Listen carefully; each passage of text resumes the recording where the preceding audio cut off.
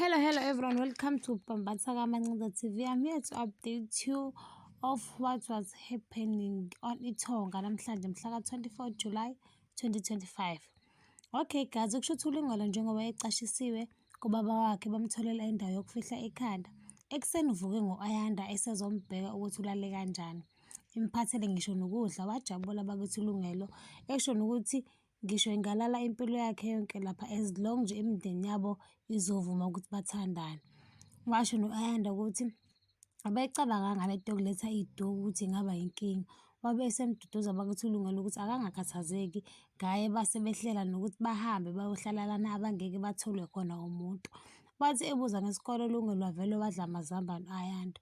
UPablo nomfowabo bazoxoxisana noZama kuthe kusenjalo wadlala umsakazo usho khona ukuthi kuzoba nezimvula ezinkulu kanye nezikhukhula. Bavele bajabula bahluleka ngisho nokuzibamba ngoba bethi yilapho sebezokwenza khona imali ngoba kuzoguguleka izinto bese bayacashwa i-contract yabo.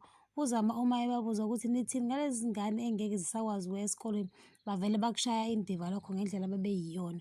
uLungelo uyoxoxisana no-Ayanda ngale nto abayenzayo lena ehlukumeza imindeni yabo kangaka. Uyamtshela ukuthi uyamthanda futhi lokhu akwenzayo ingoba akathandi ukulahlekelwa umndeni wakhe. Uyawuthanda kakhulu, yingakho ekhetha ukuthi bavele bahlukane no-Ayanda.